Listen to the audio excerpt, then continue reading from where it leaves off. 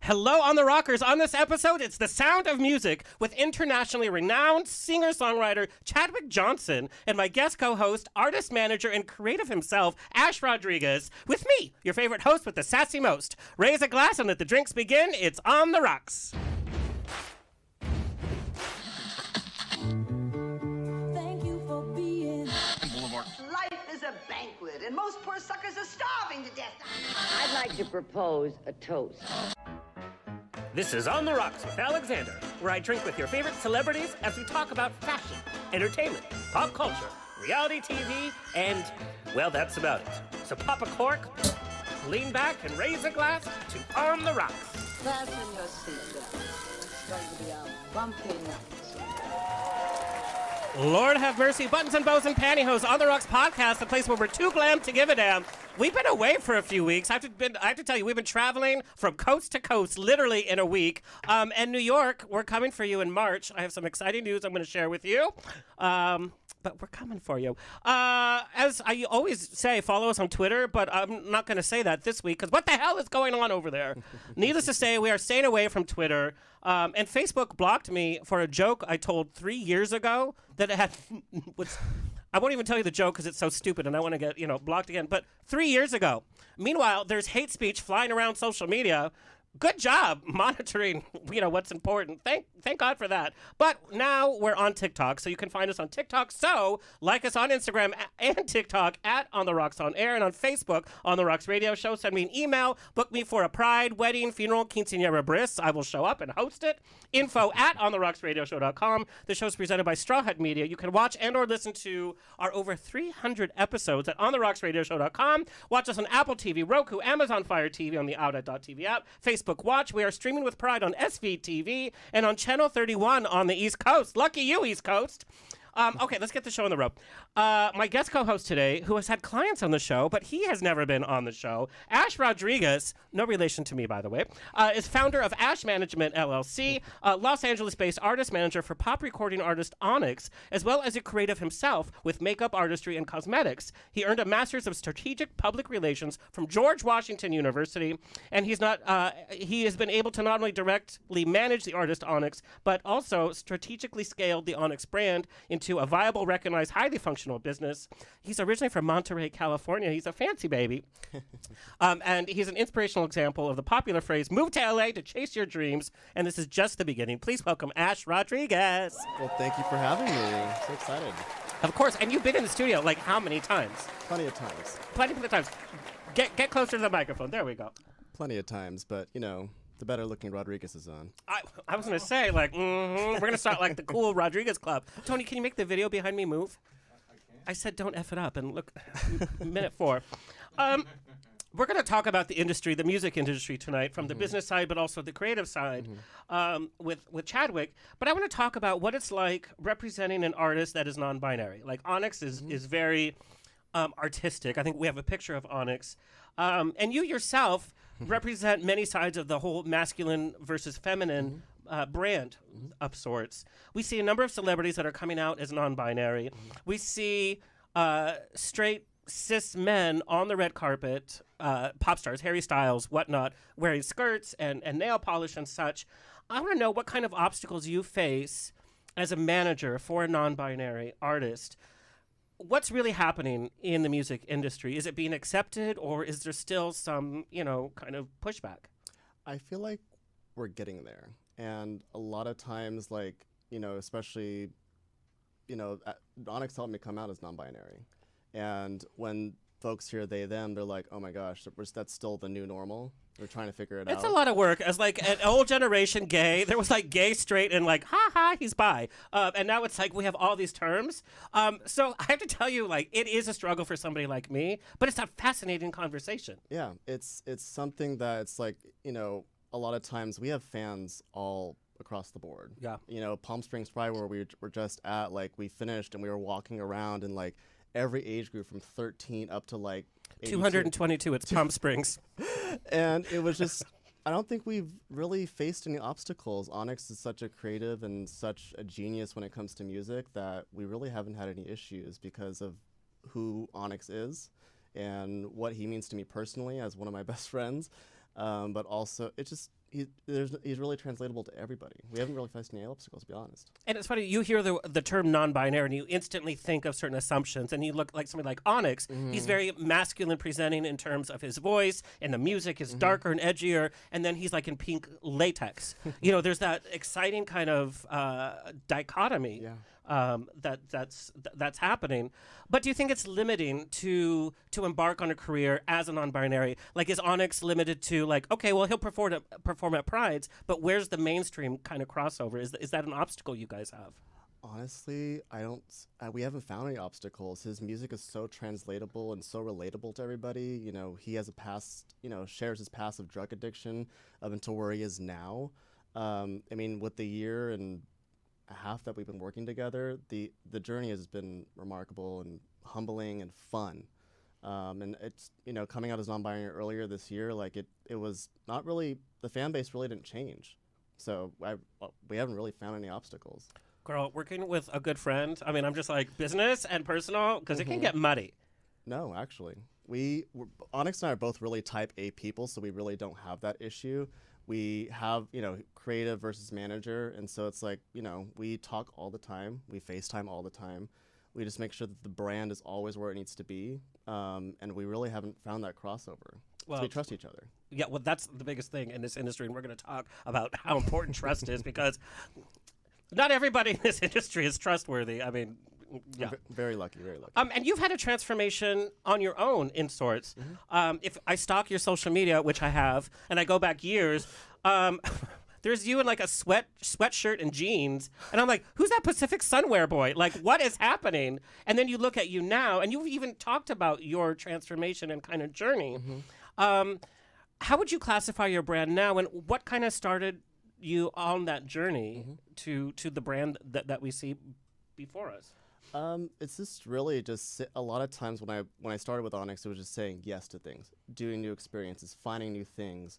And the jeans and stuff is like, that's that Monterey conservative boy that I used to be. Like went to Catholic school. I went to Catholic school too. I was wearing Pacific Sunwear too. And I think didn't also look right at all. Just surrounding myself with friends that want the very best for me, and Onyx is probably one of my biggest support systems. And my theme of all my Instagram now is power and elegance, and dressing fun and inspirational. And like, I have messages all the time. It's like, oh my gosh, this is not the Ash I went to college with. This is Ash I didn't go to high school with. And everyone's like, oh, I want to talk to you now. I'm like, well, you forgot about me. So missed that boat. And I love this power of elegance. And so many people, especially come to West Hollywood, think elegance means label, money. Onyx, like, we've sat down and talked about his fashion and how he's trying to, and how he's gotten some of these elegant looks together, and what he's pulled from either thrift stores or even Petco, by the way, for some of the change. It's so inventive. And so elegance doesn't necessarily mean spending money. It's like creating a look that you feel elevated in. Yeah, and it's also being vulnerable as well, and just realizing, you know what, I don't care what other people think. I'm gonna dress the way I want to dress. I'm gonna present the way I am. Treat yourself as a badass and as a winner, and you'll always win. So okay, now devil's advocate, because when I first moved to West Hollywood, it took me almost a year before I felt like I clicked. I didn't find the right group of people. I was hanging out with the pretty boys in West Hollywood, and there was this pressure to like change the way you look. There was the pressure to change your face, change your hair, change your weight, all of this kind of stuff. You have drastically changed. So I'm going to say devil's advocate, is that because of like the peer pressure of trying to fit in, or that's who you feel you are? That's who I feel I am, and I feel like a lot of times when I've done a few photo shoots, and they have to be different. They have to be something that no one's ever done before. It's always inspired by something. This whole last shoot that you've seen with the joint in the hand and everything was inspired by Kris Jenner, Kim Kardashian, Allure, Skims, the whole thing. I was like, how do I make it my own? And how it's not, I have to top myself. So it's like the next one, I have to really just top myself. I could make a joke like that, but I'm not. I knew Chadwick you Johnson were, here, but and we're he's a not going gentleman. But, the next shoot, which my lips are sealed, or it's going to be magic. Oh, awesome. Like, literally magic? Yeah, we'll see. Okay.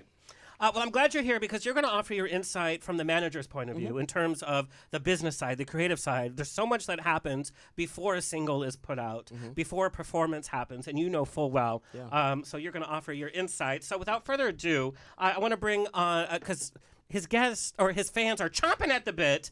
Chadwick Johnson, singer-songwriter, who approaches the craft as a storyteller and revels in the complexities of the human experience. His sound echoes the soulful stylings of Chris Stapleton and the soaring vocals of Ben Platt, and that is 100% true.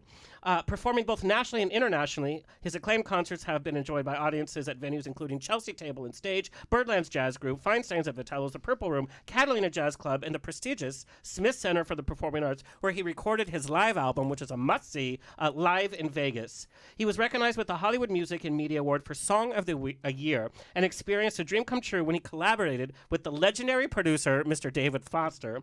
In his 2019 album, Stormy Loves topped Billboard's Contemporary Jazz chart and featured special guest saxophone megastar Grace Kelly.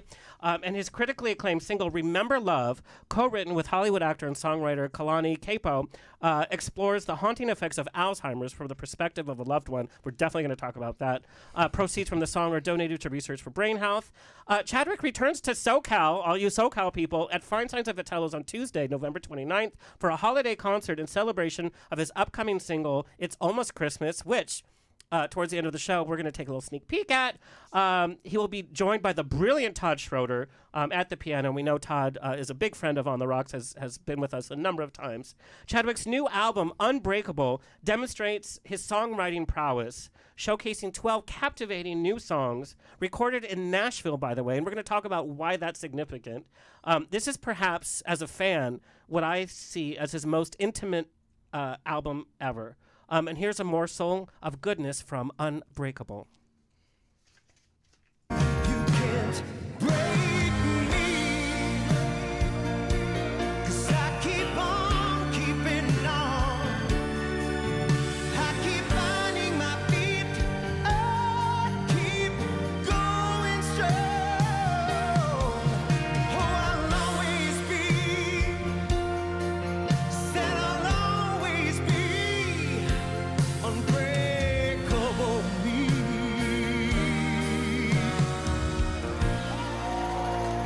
Please welcome Mr. Chadwick Johnson. What is going on? Thank you so much for having me. So it's funny you walked into the studio because I've been a fan of yours for a number of years. You've been on the Rocks. And keeping up with your social media, I feel like we've hung out, like we know each other. And I was like, oh yeah, it's Chadwick. But it's like, we've never met in person. Not in person. I got to hug you for the first time. You lucky person. I was very lucky. I'm so Check happy it to out be on here. OnlyFans. No, just kidding. Right? Some people, this is so rude, but some people you see on social media and then you meet in person, you're like, okay. You're adorable. Aw, thanks. Unbreakable. Are you unbreakable? I think I am. Yeah. How does one become unbreakable? You know, to be an independent artist, I think you have to be unbreakable because it's an up and down road. I mean, but to be human, right? Every single person has ups and downs, and we keeping on, and as long as we learn from them, and we rebuild. So, I think we all are. Well, this whole album comes from a totally different place. We know a lot of musicians, Adele, Sam Smith, like to be like so sad and like, blood dripping off the table. It's like, life, rah. And then they have all these big hits. Unbreakable comes from a very different point of view. What I love about your performance is that, yes, of course you have an amazing voice, but your songs come from a place of storytelling. Mm-hmm. Whether you're doing a popular cover or whether it's your original music, it's you telling a story with a beginning, middle, and end. You take your audiences on a journey. Unbreakable is really all about storytelling, and you approach the album from a place of optimism. Tell me about that kind of choice where you're like, yes, we have all these struggles, but I'm not going to be like, woe is me. You're going to be like, boom, I own you, bitch. Music is just a really cool way to put into emotion and feeling in such a beautiful way anything we're feeling. So whether it's something heavy, music helps us heal, through pain and hurt, but it helps us have fun, and it's a perfect thing for every part of life, I think. And that's what I tried to do with this album, is kind of hit on all those spots in humanity that we all feel, we all go through ups and downs, and touch on a lot of different things that mean something to me. Unbreakable, though, is the most personal one, because we wrote that the most recent, as we were coming out of this virus, this thing. And, it was a time to rebuild and figure everything out again. And when we wrote it, it was a time where I was feeling like, wow, I think I got this. I wish this COVID didn't ever happen, but it definitely was a time when I restructured who I was as an artist and had time to look at myself and how I want to present myself. And so it was a really positive moment when we wrote that song. I think COVID was a double-edged sword for a lot of musicians. It was almost like you're in a cocoon, and then how you emerged is your new outlook. I know a number of musicians have emerged from COVID with a whole different tone, a whole different skill, because you had to learn how to do tech stuff on your own from your house, and you kept the party going. You did live concerts from your living room. Literally, it was your living room. Like, there's your family photos behind you, and then the brick fireplace. I thought that's so cute. When I perform live, I need the audience. I wouldn't have the confidence to perform in my living room knowing that, thousands and thousands of people were streaming in. But there is this kind of shift in energy. And have you had this conversation with Onyx? It's like, how does COVID, I think Onyx has emerged from COVID totally different. Completely different. There's this lightness. But I want to know, why is Unbreakable more personal? What is it specifically that is more personal to you about this album? About the album? Yeah. When you're a young artist and you're working with lots of different producers and whatnot, you can get pushed into a lot of different directions. People think, you have a great voice and they can hear you doing so many things, and you lose yourself, And I think that's something that kind of could happen leading up until this little break we had, because you're hustling gigs, you're just trying to make it all the time. And this moment to stop and see, what do I really want to say? And what are the stories that I want to tell? What is personal for me?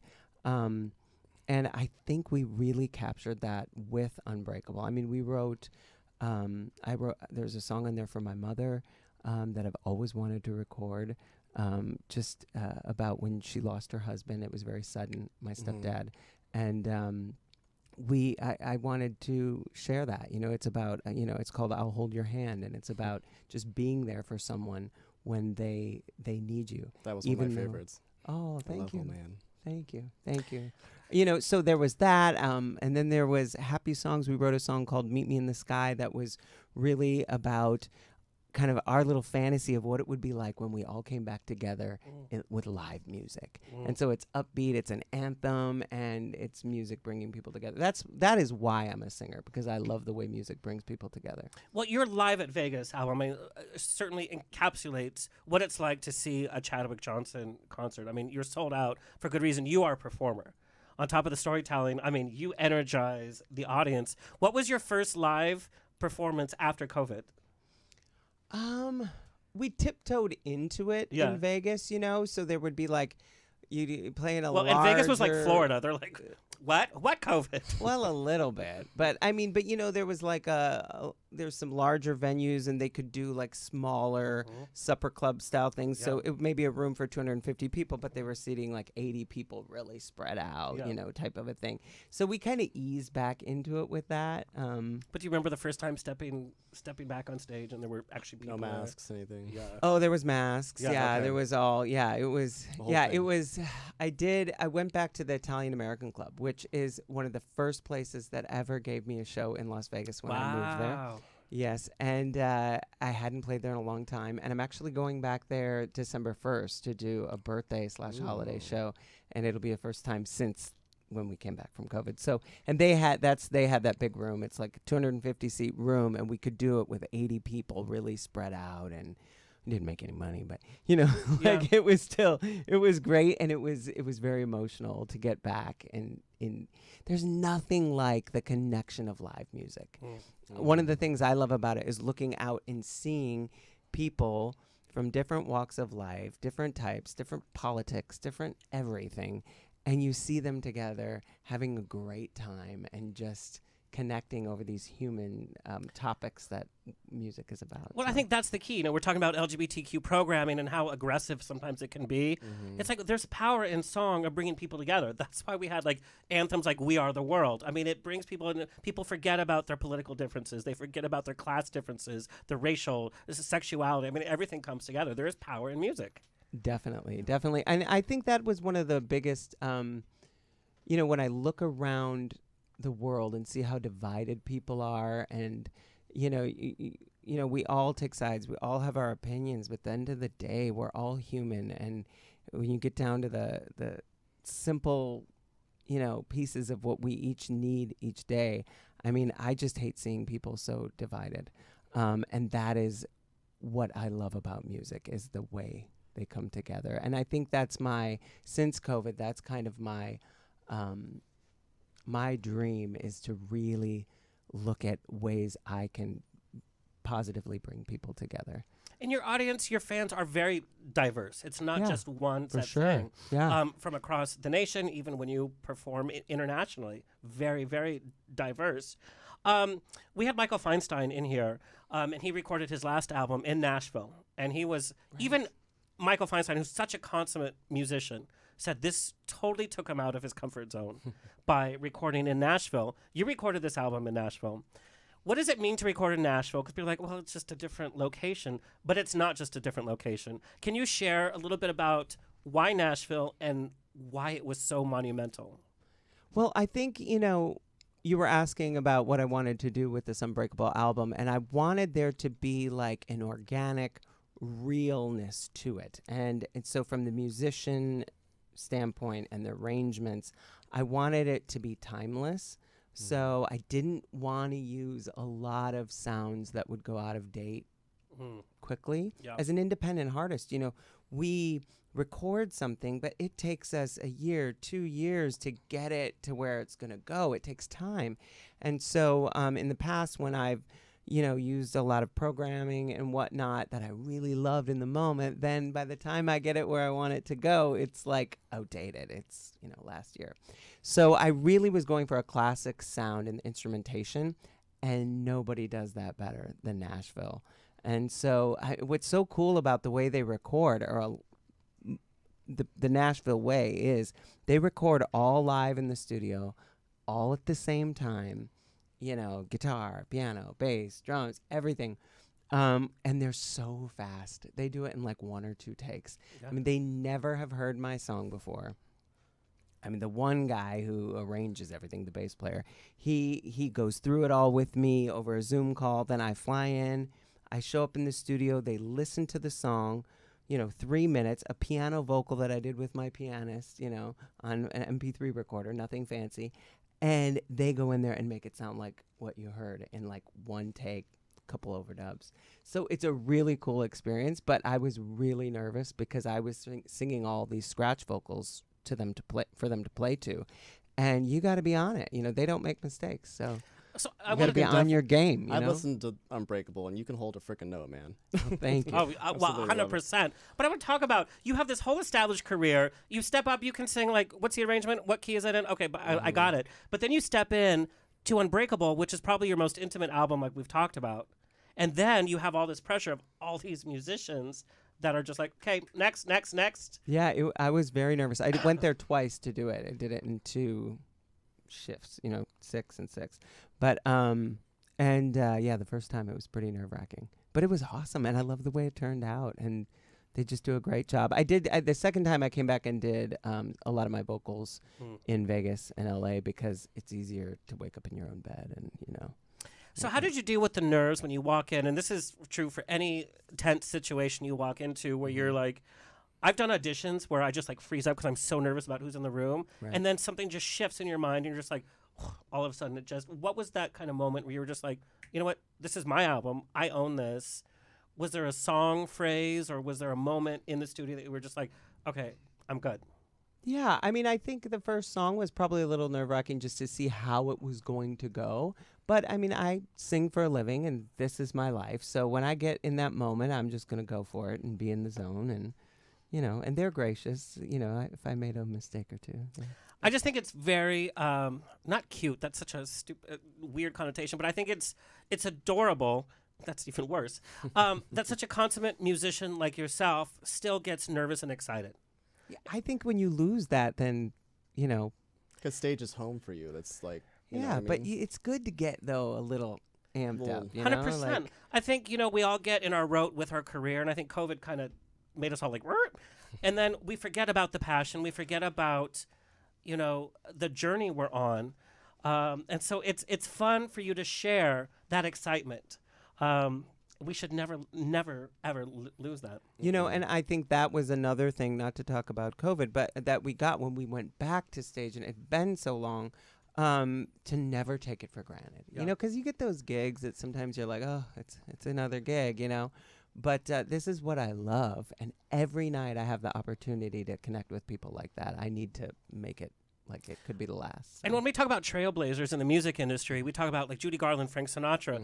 This is how they were recording music. The Beatles at Capitol Records, you had 1 or 2 takes because they were recording on that record live. It was like, you got it or you don't. There was none of this like modifying voice, whatever. That's true musicianship. Yep. That's a lot. That's pressure. They had the real pressure. Yeah, but like Judy went in. Judy didn't even read music. And she was like, "Oh, okay, I'll just do the song." I was like, "I just need a martini." And I was like, "Oh, okay." Right. That was my Judy impression. Just I know you're impressed. Pretty good. I am. I followed your career from very early on. From my ear, your voice has really matured to being. When you started, it was very presentational, hitting the notes perfectly, beautiful delivery, crafting your tone, playing to the audience. But it seems like your work over the last couple of years seems meatier, more personal. And that's not a slight to your early. It's a little bit more. I don't know. How do you think your voice and style has changed the most? Well, over the last years? I think as artists, we're growing, we're living. You know, the more not, life not all you artists live, do that though. Some artists just like boom, boom, boom, boom, boom, boom, Yeah, boom. but did COVID change that? Like, did you sit back and be like, maybe I should change this, that, and the other, or I think what the time away with COVID did is it just made me be more true to my artistry and be more focused on that. I think that music has always been an escape for me. You know, when I was a little boy, I grew up, we didn't have a TV for most of my childhood. We so got a lot of questions about your music was my childhood, by the way. thing. Okay, we So can go back to let's that. talk about where were you born? Where was like your early musicianship? Because I know your grandma and you Yeah. shared music. Yeah. So share a little bit about that. Yeah, so I grew up in Wisconsin. Great cheese. Yeah, great cheese, great beer. Very cold. What's that? Very cold. Girl, I'm not a lesbian. I don't know. So blue collar, that beer, right? Anyway. But yeah, it was a great place to grow up, and my grandmother played piano and she's still with us, but she doesn't sing so much anymore. But she had a gorgeous, gorgeous voice, and my earliest memories are singing at the piano next to her, and her teaching me about phrasing. Always about the message of the song is the storytelling. most important part of the song. I mean, I can just hear her. Yeah. What kind of music was she playing? It was always Christian, religious, music in the church, the gospel stuff. So how I was raised in music was at Catholic church. So that's where I learned sight reading, harmony. Every week you would get new music, and it was about that. I love that your grandma is still with us. Yeah. We're actually She's celebrating amazing. today the 4th anniversary of my grandma's passing. Oh, yeah. And my grandma just taught me so much about Yeah. life, and so it's so special that this was kind of the spark of your. Yeah. Yeah, that I mean she gave me my first little bite, my first little desire to or help me flourish. That desire was probably in me, but yeah, so that was the beginning, and then it evolved from there. I moved here to LA when I was 19. But you did some early singing for rodeos. I did. Okay, so let's talk about this. I didn't know 'cause- if you wanted to go to rodeos. Yeah, we're gonna go to rodeos. Yeehaw. Horses, and actually nature. There's a beautiful picture right there. Wow. Horses are a big part of your life. Yeah. This is how you kind of unwind. Yep. But it's also this is where you got your first start, like those rodeos, like that kid with the powerful voice that we all hear singing the Star Spangled Banner and all that. Yep. So your family owned horses, right? Yep. My dad and my stepmom are really into horses still, and they gave me that opportunity to ride horses and compete in rodeos. when I English was a and little Western? kid. Just Western. Yeah. There's like You two different ride, things. Ash? Do you ride horses? When I was in He high school, rides. and other places, not here. When I was in high school, I went to a Christian high school, and one of the options for PE was horsemanship. And I was Cool. able to ride Western, English. I jumped a little bit, not too high, because I can't do heights and I'm not coordinated.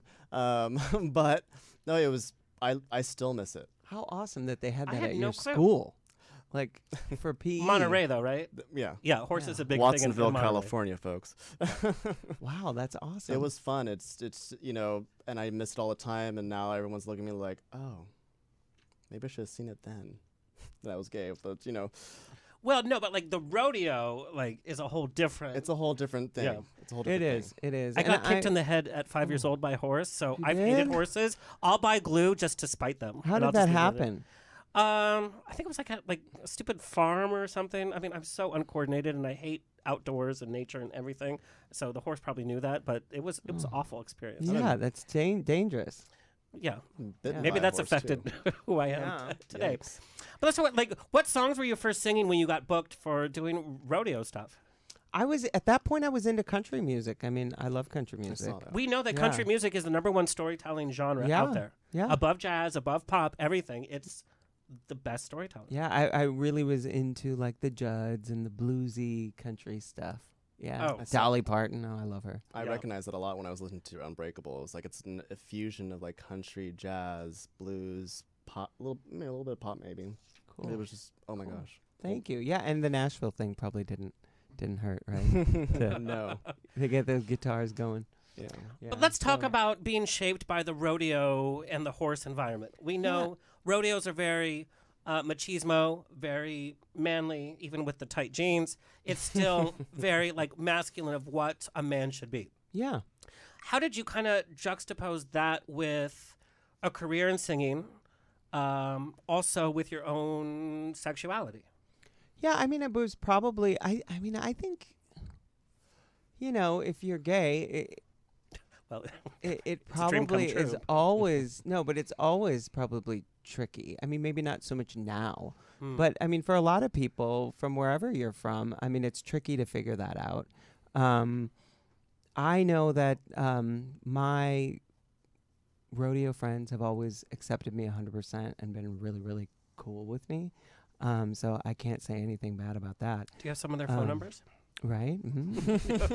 But I mean, yeah, it was tricky growing up, but rodeo and horses gave me so much. I pursued that really, really aggressively. I was the state champion my junior and senior years of high school, so I was really serious about it. I thought that's what I maybe wanted to go into professionally. Okay, so I don't know, like, where did that diverge? We're like, okay, let's put horses to the back burner, and I'm really going to focus on music, because you were equally successful in both worlds. I mean, I wasn't successful as a singer yet. I mean, I sang in church and everything. Where I got bit by the bug and knew that I wanted to pursue music and move to Hollywood. That was crazy.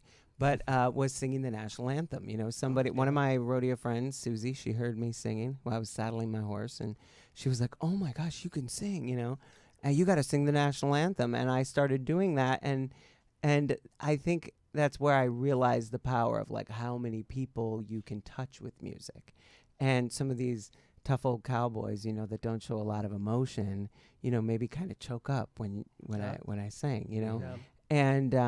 and I think that's where I realized like music is powerful. Like I love horses, I love competing with them, but music you can change, you can maybe not change the world. That could be a little extreme, but Influence you people's can minds, yeah. influence people in a really positive way and touch people, and that's how I picked. I That's think how music has chose. power to change the world, by the way. It does. Yeah, it does. It It does. does. But I I, mean, didn't want to sound too truly grandiose, does. So Okay, so Chadwick, your fans, also me, I'm so nosy. Your social media is very focused on your music, your career, not so much on your personal life. Is that a conscious choice? I don't know who you're dating, what you're eating, what you're binge watching on TV. it's the Chadwick that I see on stage. well, I could answer some of those questions for you. Great. I don't watch a I'm lot of taking a TV. checklist. I Don't watch a lot American of- Horror Story. I'm not going to, because you told me not to. But I don't watch a lot of TV. I'm out so many evenings seeing live music, sitting in at places, or out riding my horse in the evening. Well, I think that's an important message. We have a lot of entertainers that watch the show. It's so important that you have to watch other entertainers. Just don't be focused in your own bubble. You can learn so much, Yeah, but and- you have to do that. And I love experiencing live music, and there's so much of it. And You so can even learn from the bad live music. You're like, you "Hmm, can okay, that learn was a what good not choice." to do. Yeah. So I don't watch a lot of TV. Once in a while I'll watch a movie, and I got to relax and whatever. So that's why I don't post anything about What was TV. the last TV show that you did watch, though? You were like, oh, I'm going to watch this. TV show? Oh, I watched Uncoupled. Or is that what it's called? You didn't like it? Okay. Uncoupled. How about unscripted, unacted? Okay. Well, my friend Nick was in it, so I'm not going to say anything. He Mic was drop. fantastic. I watched that. That was fun. It was lighthearted, and I enjoyed it. I binge watched it. I Yeah. watched the whole thing. Yeah, so I did watch that. Yeah, so that's the most recent thing. Okay. That was a Yeah. while ago. Well, I probably didn't watch it when it first came out, though, Okay. because I'm behind on Yeah, TV. yeah. TV is, not my thing. Okay. So, and then why don't I post about my personal life? I probably should. I'm really bad at thinking about taking photos when I'm doing something. Like if I go out to eat with you, like I'm not thinking about what's our next photo op. I'm with you. And Well, if you're with me out eating and drinking, it's going to be blurry anyway. right? So yeah, I mean that's probably why. I don't know. Maybe it's That's a good intentional. quality, Maybe it's though. not that intentional. I mean, I have to remind myself. Oh, you gotta get something to post. Do you find Because this? I'm in the moment. But do you find this, like, even with Onyx, fans want more now? They don't They want do. just the Instagram post, selfie, or anything. They want to know the behind the scenes. They want to know the day-to-day life. They don't. Yeah. They want to know what's happening behind stage. They want to know, like, what are you doing? Are you walking your? Onyx has 2 dogs. Like, are you doing that? Or, oh my God, are you eating an Uncrustable? Like, what's going on? Like, Honey, nobody's eaten an Uncrustable since 1998. the Nutella ones are fantastic if you freeze them. Do you just want to, like, nightmare my life with everything that you like? Nutella. But you're right. People do want to see all that. I think I should work on it probably. But I'm in the moment and doing what I'm doing, and I don't always think of it.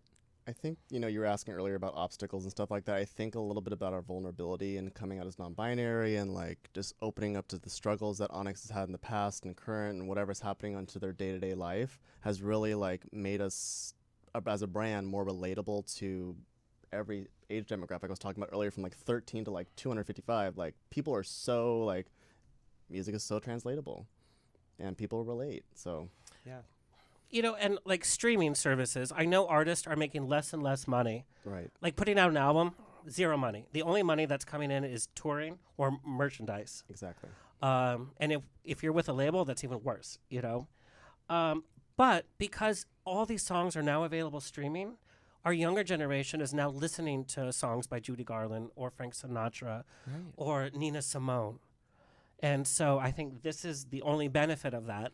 But There's one other thing that's a friend just told me, a friend in the music business. He said, what we don't know yet is, like, over time, like over your life, how much you'll end up generating from it. So, like, if you brought a Frank Sinatra album, in the 60s, and you paid whatever you paid for it that one time, you never pay for it again, but you could listen to it every day for the rest of your life.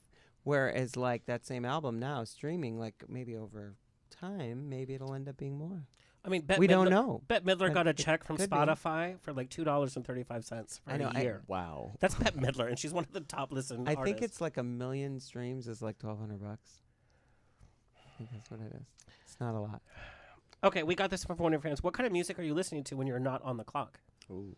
That is tricky. That changes. People always ask that question. It changes all the time. So, like, if I'm working on a project or something, then I'm pretty much always listening to things, researching for sounds. Like this Christmas single, I've been really researching, like, do they put jingle bells in every Christmas song Right. these Well, days? and we're going to Like, hear a what do little they sample of do? it. It is Yeah. very... I got the Carpenters album from it. I got the Perry Como album from it. And then I got your storytelling from it. It's very that. Cool. Oh, good. I love that. But yeah. So Wait, what was your question? No, I'm off. What kind of music, like when you're just No, like, what am I off- just listening to? Yeah. So like I really got into Ben Platt's last album. That was like something I was really into. I love his voice. Why can't he buy pants that fit, by the way? Right. I don't know. I mean, he has a stylist. He has money for like anything. Buy pants that fit, Ben Platt. And then I listen to country music too sometimes. If I don't want to think about work at all, I'll listen to old country music that doesn't make me think about anything I'm What doing happened right to now. Gretchen Wilson, by the way? I don't know. You're right. What happened to her? She is one of the only country music artists that I went to her concert. It was one of the best concerts I've ever been to in my life, and I didn't want to go. I was like dragged there, and boom. What happened to her? I don't know. I'm going to have to Google it. Started listening to classic Judd music, because of Naomi and Winona.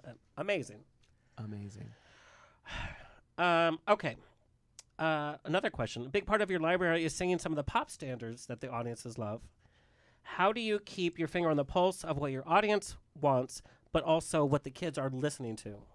This is actually from another music performer in the industry. I don't know if I am keeping on what the kids are listening to. I think my audience tends to be more mature in age. But I would have to say Unbreakable, and correct me if I'm wrong. Okay. It's very Sam Smith, very Adele. I got Michael Bolton from that music because I've met Michael Bolton. He's a very, I mean, the way, I mean, even looking at the Unbreakable music video, like it just gave me that vibe, and the way you hold your pitch and your voice. Alexander's looking at me like I'm crazy. oh, I get that. But I grew up with Michael Bolton. Yeah. So it's like, Yeah, me oh. too. So Yeah. it's like I was like, oh, Chadwick I can get do it. that. I'll take it. I don't know. I mean, I mean, right now I'm so focused on writing. So like it was 12 original songs on there. Mhm. So I wasn't covering too many pop tunes. I did cover Don't Dream It's Over by Crowded House. And that's a song that I've always loved. It was kind of like, oh, I'll do that someday. And a friend actually suggested it at this time. And I never realized what the lyrics were until I listened to it with the ears of like, should I do this? And I couldn't believe how timely the lyrics were. And it was written in 1980s or came out in 1986. So. Yeah. So it was, so then I was like, yes, I'm going to do it. This is so timely. Again, you know? Yeah. I think that's interesting. You know, I've covered If I Can Dream by Elvis before in Yeah. live shows. Same thing. I mean, it was, you know, from decades ago, but it still fits. But I mean, you did Edge of Glory. Like, Yes. that was so good. The way you made it your own is just. I was like, oh my gosh. And we're Gaga. like, oh, a singer singing Edge of Glory. And they're just like, okay, you know, like you said, you totally reinvented that song. right. Well, cool. I try to always, I think when you're covering a song, it's just important to filter it through you. You don't have to sound like anyone else. You filter it through your own experiences and how those lyrics and that melody strike you at the moment it's coming out. That's what makes it. And that's how you gonna choose a be. cover is what's relatable what's to yourself. speaking to you. Yeah. Yeah. Again, we have many entertainers that watch the show. I want to talk about when you first started in the biz, you were kind of challenged by veteran musicians over the rainbow. Can you tell this story? Oh my gosh, yeah. You know, I mean, veteran musicians I learned so much. There was a time I was singing a lot of standards, like jazz standards, and I was learning that, and I would sit in with people and whatnot at some little jazz clubs and whatnot. And yeah, I mean, I was naive. I didn't know to count off the tune. I didn't always know what key I did it in. There's no school for that, by the way. They will bust your chops and make sure that you know. Tell us So, what happened. well, this one, I don't want to name anybody. But, No, you don't have to name, because but- they're here. Yeah, this pianist, like, I called Somewhere Over the Rainbow, which is like, I mean, everybody knows it and whatnot. And I knew my key. I said E flat. And even that's like a step above most yeah, other people. I mean, I wasn't totally, you know, out of the loop. But I just assumed it would be a ballad, like we all know it as a ballad. And they threw me for a loop. They did it in double time, like really fast. Oh, geez. Somewhere over the rainbow, you know. And I was like lost. I couldn't, and I tried to do it anyway. Like I tried to keep up, and It's such a slow. I fell song. on my face. Right. Oh gosh. So, but what you know what? dicks? The drummer pulled me aside and said, you know, you learn something from this. You never start the song until you're ready and the tempo is where you want it to be, and you don't fall into that again. But it was mean what they did. Very mean. But it taught you something. I learned. Chadwick, I don't know, what point in your career did it click that you're like, yeah, I made it. I am a musician. I have my own brand. I'm my own person. I'm not just doing covers. I'm not just singing at rodeos. It's real now. I don't know when that clicked. I don't know. It's always, I mean, it's been for so many years, it's just been who I am, to make music and be always pursuing to be better and growing. And the big thing, I don't care anything about fame. I just want to connect with people. I mean, I know fame means you're doing well, right? But you sell out like every show, so no, I know you're about doing every pretty show. well. But I want to connect with more people. I want more people to feel the love that I feel when I'm making music. So that's what it's all about. Another question from one of your fans. What music genre would be the most challenging for you to perform? I don't know. Oh, I know. It would have to be like hip hop, rap. I could not do it. And I it's so don't have the like rhythm in that way. Are you kidding? No, I don't. Because you No. can go from singing standards to like jazz standards. With jazz, we know rhythm Right. just And is and like, scatting. I'm not a scatter either. Would you ever include rap in one of your new I could. songs? Someone it else for you. could rap, but I'm not. But you're saying even the I'll- world of I'll rap sing the has hook, changed. you know? Where like rap now includes like spoken poetry. Right. Like that whole world has totally changed. So But I don't think that would be me to like speak like in that way. That's not. You got to know pretty what you're sexy good voice to at. be And you like, got to know what you I walked don't into have. the room yeah. one day. Mm. Let's talk about collaborating with musical impresario David Foster. Oh, that How was so cool. I recorded demos for him. For a project that he had, and when you, I don't do so much demo singing anymore, but I don't know what you know about that, but usually, you're working on their project and you can't know anything about like what it is. So you don't get to learn the song before. You learn it 100%. on the spot. It's a lot of pressure. But whoever wrote it, whoever did it, they're most particular about that demo because that's what's going to be. right. It has to be exactly how they want it. Yeah. I know the girl who did the demo for Let It Go for Frozen. Really? Oh. She hit the notes. That's all I'm going to say. But she went through this whole process that it was very traumatic for her. But she did Really? it because it was Really? such a different experience. And then for the song to have taken off, and she was just like, Yeah. yeah. But How interesting. David was so cool with me. He's teaching me the song as I'm doing it, and he's just sitting at a piano right in front but of me. I want to and know I'm there about recording. your nerves walking into the room, Oh, knowing that he was going to be there. It came up very suddenly. Someone referred me for these sessions, and so it came up like I was rolling out of bed, and like David Foster heard your demo, and your voice is what he wants on this demo. Isn't it the best phone call? Yeah, but I, about lost. Nobody it. calls me for that. They're like, Walmart has an opening. You want to MC that? Yeah. So yeah, it was cool. But to walk in there, I was really nervous. But he's a charismatic guy, and he's cool, and he knows who he is, and he knows how to make you feel comfortable and get you to do what you need to do. And so he was really, really cool. Really, really cool. And he was brilliant. And he was one thing that was interesting, someone who's so successful, he knew what he wanted, but there were times when I phrased something differently than maybe he had it planned. Right. And he'd go, oh, I like that. And he knew to keep it. And then there would be other times he'd go, I like what you did, but I want you to sing it the way I wrote it, And so that was interesting. I learned a lot I recorded 4 songs for him. Wow. Yeah. That's wild. Yeah. He also taught you something about sound. You've talked about in an interview. What did you learn most from him that you still use? When we to were today? in between stuff, and that's what I mean, he was so cool. Like he let me like sit there and ask questions like a super fan, like about what kind of microphone should I sing on, and what kind of preamp and compressor. And so the whole vocal chain that he told me my voice would sound best on is what I use today.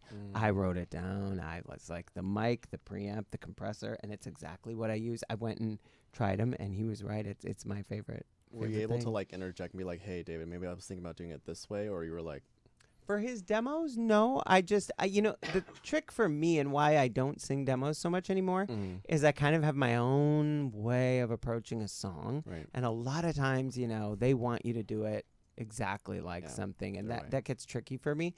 So I was just doing me, and he was taking a lot of that. I mean, one of them was a duet, and he had the female demo singer redo her part to match my phrasing. I was like, oh, yes, he likes it. So, you know what I mean? Like, but he was cool to, like, be open enough, To me, that's the to sign of, like, see a if you true like something. professional. Yeah. Is that he's so confident. He's not threatened by new talent. In fact, he wants to nurture that new talent. Yep. And so he listened to what you have to. Yeah, I mean, I have gives me the nothing but chills. nice things to say. He was pretty cool. Your dream duet, anybody you pick could walk in and you just do a duet with.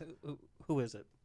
I mean, it always was, because from a kid, it was always Celine Dion, because I loved her growing up. Love that. But do you think she's a good duettist, though? Because she would just take over. She's like, rah, rah, and Her I voice don't is so know. powerful. She was, I mean, so that's like a nostalgia thing for me. Music is so nostalgic, but that was always who I wanted to be. Of course, there's tons of people I would love to. Celine, watching her perform live, like, she gives it live. Everything. She gives a full thing. It reminds me of your performances that you just give it. It's like, this is the not artists that are in the studio and they sound a certain way, but it's like you give to the audience. The audience is the number one priority. I have friends who were not Celine Dion fans, and they go see her live in concert, and they're fans. Done. Because she sings like that live.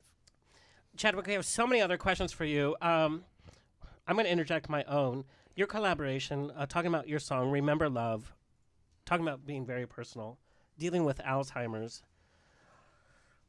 What sparked doing this song, and what was your own interaction with dealing with Alzheimer's? Yeah, my grandfather, he struggled with the loss of memory. Yeah. And Kalani, my co-writer, his grandfather, the same.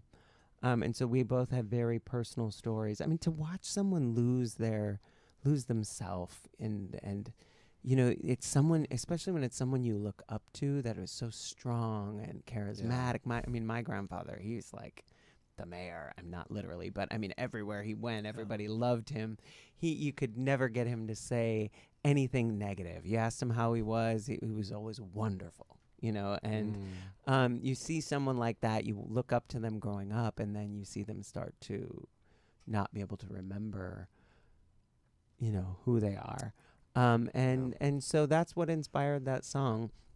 And then, I didn't realize when we wrote it and then I started singing it live, how many people have someone close to them that is struggling with the loss of memory. I mean, it almost gets too much for me to perform it, because people come up to me after the show, and I love hearing their stories, but it's emotionally draining. You're seeing a person that you love forever just like slowly not become this big boisterous thing to something that was like, who's this? And this song is really, I always say it's like our lullaby to someone who's struggling with the loss of memory, because they, it's written from the standpoint that they maybe don't remember who you are, but they always remember the feeling of love. They always remember love.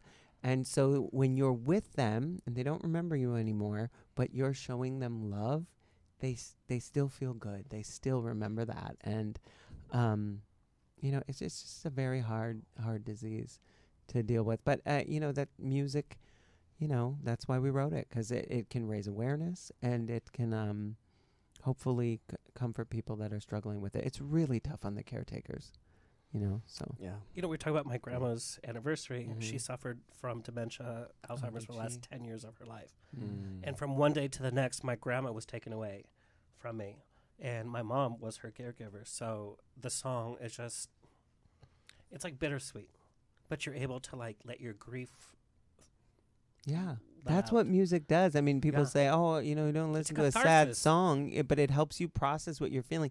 Sometimes when I'm singing something that's heavy and sad, I don't even realize that I was maybe struggling with something was making me sad. And then after I'm done with the song, it's like I had a release, of that emotion, so it's a beautiful thing. Thank you for sharing that.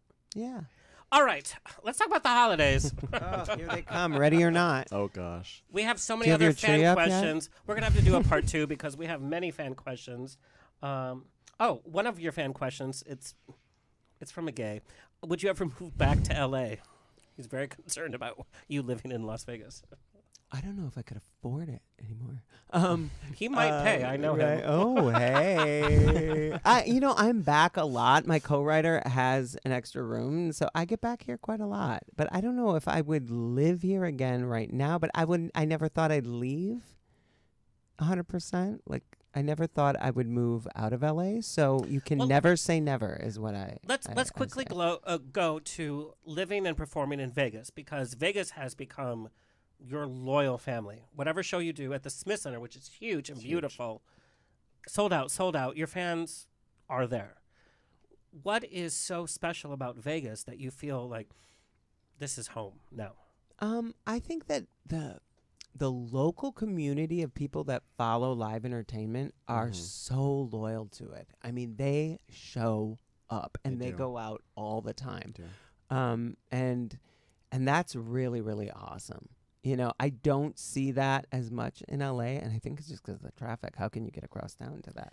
You know what I mean? Like, you know what I'm saying? Like, you could live in Santa Monica, it's going to take you 2 hours to get to Feinstein's. You know what I mean? So, Well, that's 100% true. so I think that is a little logistically makes it tricky, but so I love how supportive they are. There's not as much of the songwriting thing in Vegas, which I miss, like the writers, but we do have something called the Composer Showcase that really is working to give writers a platform, which is really awesome, and I do it every time I'm asked just because I want to keep that going, But yeah, I mean, I don't know if I'll live in Vegas forever. I have no idea. What do you think the next destination is? I have no idea. Oh. I don't know. Where could you see yourself living somewhere else? Where could Never. you see? I'm a SoCal boy. I I'm love born and Palm raised. Springs. Oh, Do I you? love Palm Springs. I'm there on Thursday, by the way. I'm doing the GED Outstanding Awards. Love Palm Springs, but for a few days. Right. Right, I get that. Yeah. Yeah, in and out. Yeah. Yeah. Oh my gosh. But why don't you give us some insight of like booking an artist in LA, because I feel live I wanna performances hear are that. so tough Yeah.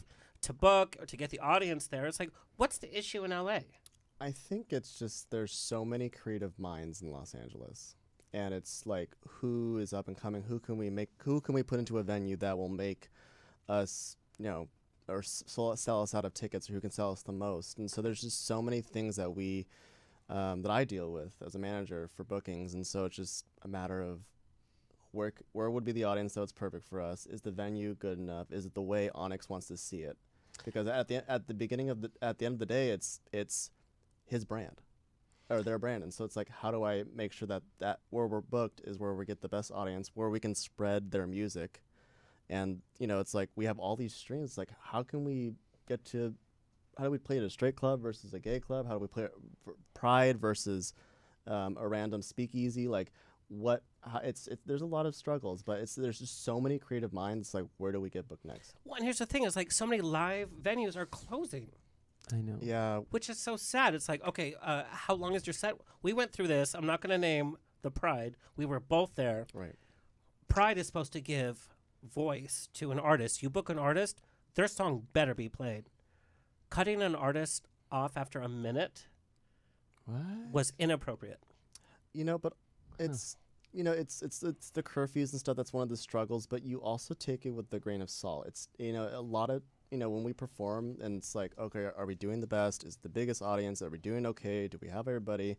Oh, we're getting cut off at 10. It's like, okay, well, how can we make it so that we can get at least 3 or 4 songs in? How can we do it? Because literally when we were down there, it's DTLA, it's just this resounding sound, Anyway. and you can hear it, and so I don't And sometimes, like, you probably feel this, sometimes when you perform for the smaller group, it's so much more powerful. Oh yeah, it's Yeah. a different. I mean, bigger venues are cool because it's this epic thing going on. But the intimacy, like at Feinstein's or the Purple Room, is just really, really special. I pick venues kind of based on what my people I think will like to come to, and where it'll be good for them.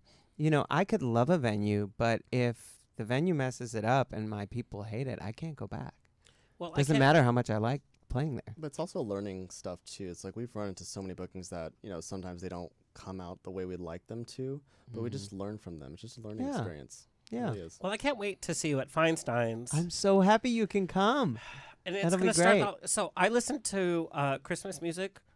Have you November started 1st. already? November 1st is when I put up the tree, everything. Wow. love And it. you're going to give us a little taste of your new song. It's almost Christmas. It's a love song. It's the first Christmas song that we've ever written, and it's such a daunting task because it's like, you know, Christmas music is so nostalgic. I mean, all music has a nostalgia thing. We remember exactly where we were the moment we heard that song, but Right. For nothing good like and bad. Christmas music. Yeah, so we tried to throw in, you know, some references that we all think of when we think of Christmas, references to other classic songs, and then, you know, bring it up to today as well. All right, Tony, can we please play? Are you little gonna play bit. the whole thing or just a little No, bit? just a okay, little- just a little bit. I was It's gonna say. almost Christmas. Because I wonder, because you're going to release the whole thing. Like, Yeah, it comes Yeah. out in a couple weeks. yeah, The so 29th. this is a sneak peek here. Ooh. It's almost Christmas. I can feel it in the air. Those old familiar tidings, but you're not here. In a season of wishes, you make mine come true. 'Cause it ain't Christmas if it's not with you. You're my rum, you're my secret Santa, and you're my jingle, jingle bells. You put the wonder in my winterland. It's almost Christmas, I can feel it in the air. Those old familiar tidings, but you're not here. In a season of wishes, you make mine come true. 'Cause it ain't Christmas if it's not with you.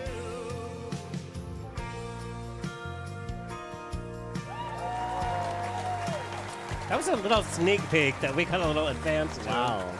It's a love song. Yeah, It's a it love is. song. Well, I mean, that is what the holidays are about. I mean, it's really who you're spending them with, in a lot of ways. Whether that's a romantic thing or just a family thing or friends, you know, it's really important who you share them with. They don't mean as much on your own. So, Exactly. yeah. What are your Christmas traditions that you do every year? I don't know. I'm so not like I wouldn't put up a tree if you don't make me type of a thing. Is that terrible? Is that terrible? Yeah. Like if someone comes and puts it up with me, I will, but otherwise I'm Fine. gonna do it What's on your my address? I don't own, know. right? No. No. No, I'll probably have one, but Eggnog I in the don't know fridge. what. I mean, my favorite thing in the holidays is I have that great fireplace that you mentioned. The brick fireplace. I love sitting there having and a there's like family scotch. photos. Like it's Yeah, scotch that's- and Christmas. Yeah, okay. and just, you know, that's kind of my thing. I mean, I think once you moved away, a lot of those things that were like, you know, traditions, like they kind of go away when I you're not agree. near your family, you know? It's not the same. And some people have a real need to try to recreate that. I mean, I do. I mean, growing up in an Italian Filipino household, like cioppino is always the big thing. What is that? Cioppino is a seafood, basically soup in a way. Like it's tomato based, it's clams, mussels, the whole bit. Isn't that And funny? Food is just like music the with food- holidays. Yeah. Exactly, and it's like, you know, I grew up with that. You know, with being Filipino, it's like there's adobo everywhere. There's pancit.